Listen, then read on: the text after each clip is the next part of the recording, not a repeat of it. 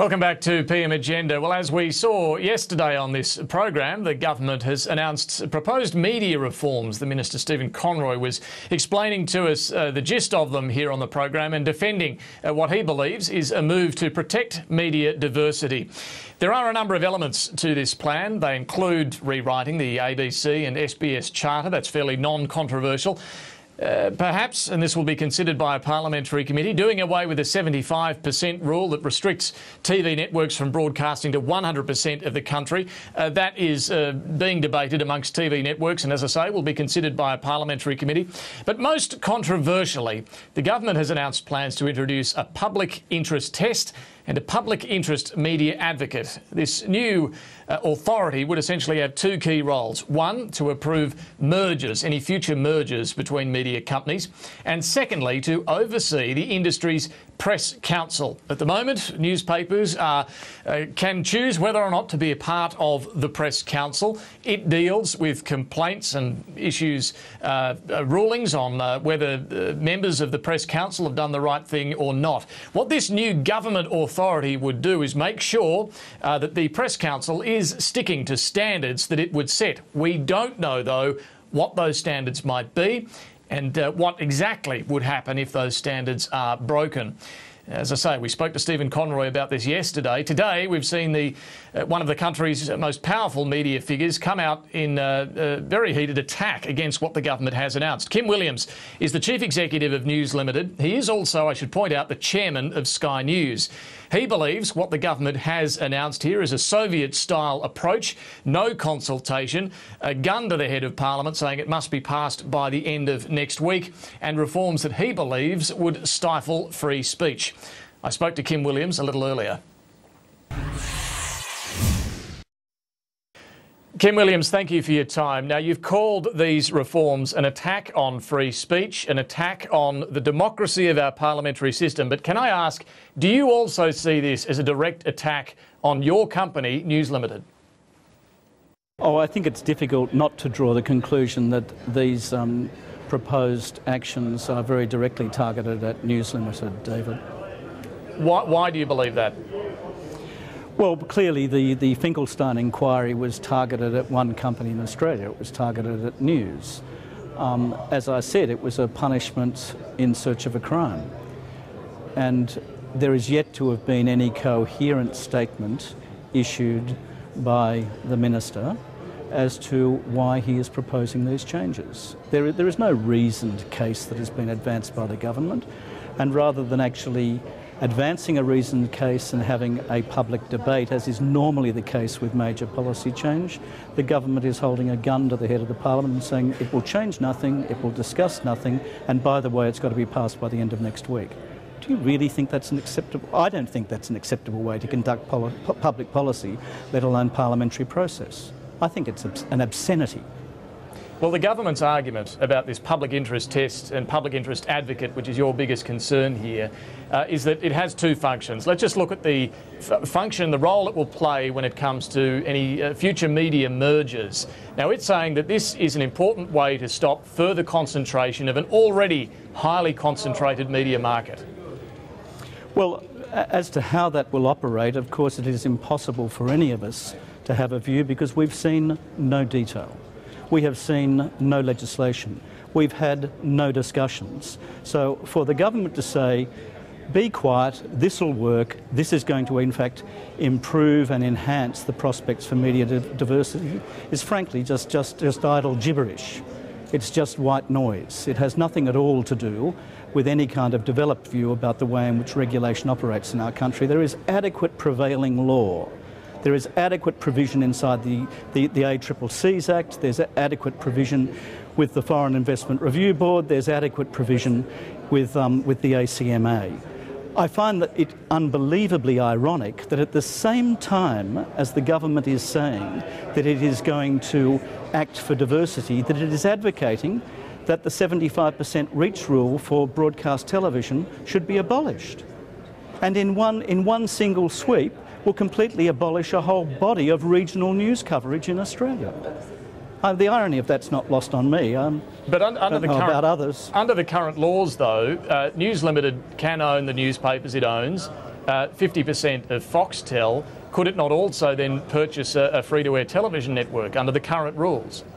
Under the current rules, that would be possible. We have indicated to the government last year that we have no intention of acquiring any television network. Sure, but in theory, under the government actually, I think, in a moment of idle fantasy, asked if we would give undertakings to that effect, and I said no, we're not going to give undertakings to that effect. That our system doesn't operate like that. Sure, but from the government's point of view here, it wants some legislative certainty around protecting against further concentration.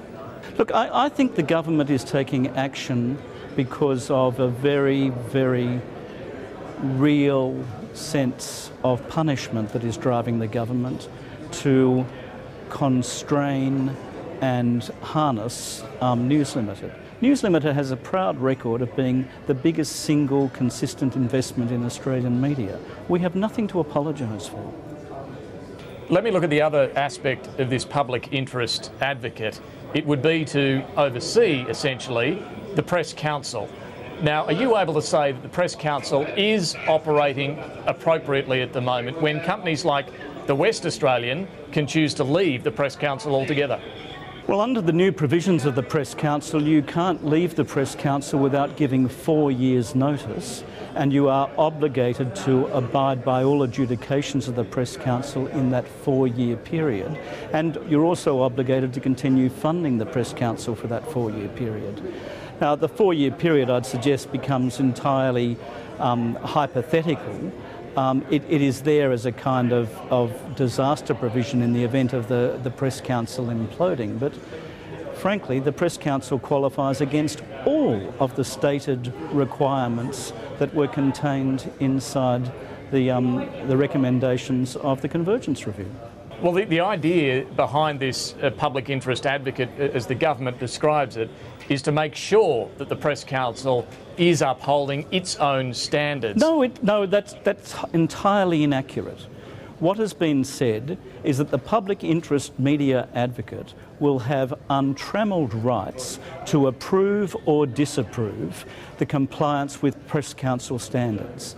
It will be, and none of this is defined, none of this is in any kind of written form that we can actually subject to scrutiny. Well, this is the problem, isn't it? The actual legislation still hasn't been produced, but you believe this... But there was no detail. No, there is no detail yesterday either. You suspect this frankly, I think that's a travesty of public process, a travesty of the most heinous kind.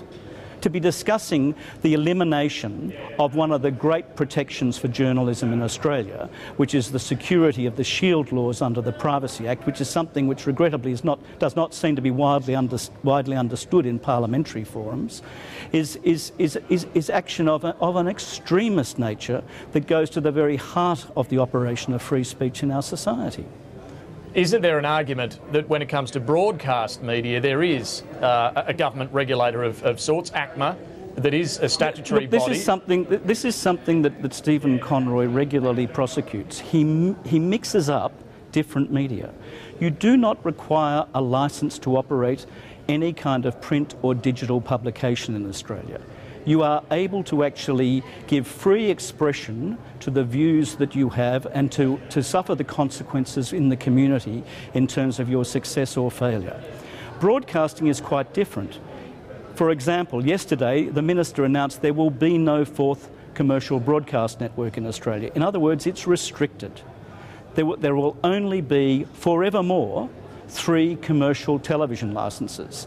The price of having the restriction in the number of licences that are issued, which use a public resource, the radio frequency spectrum, is that they have certain obligations to deliver a so-called public benefit.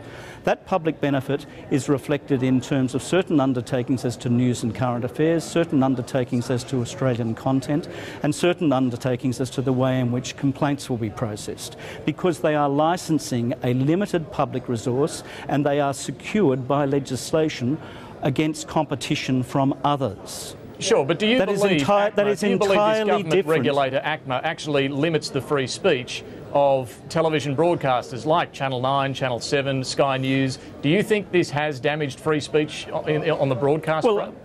Well, I don't know what the rules attaching to the public interest media advocate are because they haven't been published. How am I meant to comment on something that has yet to be actually revealed to us all? But it doesn't sound like... What commonality the public interest media advocate is to have with the ACMA and the ACMA's legislation, I don't know. Do you? Do you know something I don't know? Well, today we did see One News Limited paper, the Daily Telegraph, splash with the front page likening Stephen Conroy to various dictators. There's been some criticism of that. Is News Limited as a company going to use its publications to fight this? News Limited will use its publications to defend free speech.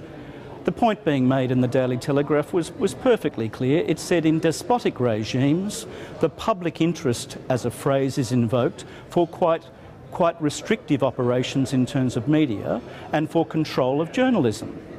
When you read down what has been proposed by the government, it is not dissimilar. So expect more of these types of front pages? Look, one would hope that this is going to, that one could have some form of traditional civilised debate which was characterised by exchange, is characterised by people meeting with each other, is characterised by people reviewing materials with a view to the best possible outcome. The Minister self-declared yesterday that he is opposed to all of that. He self-declared that he had had no consultations with media companies about this.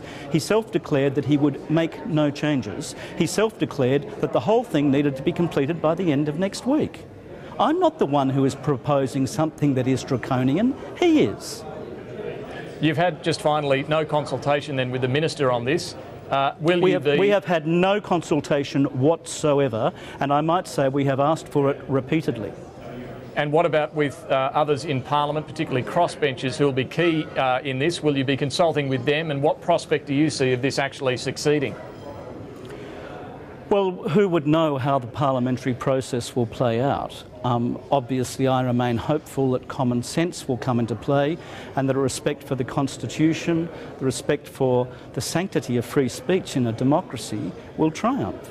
At the moment, I'm fairly concerned that it may go the other way.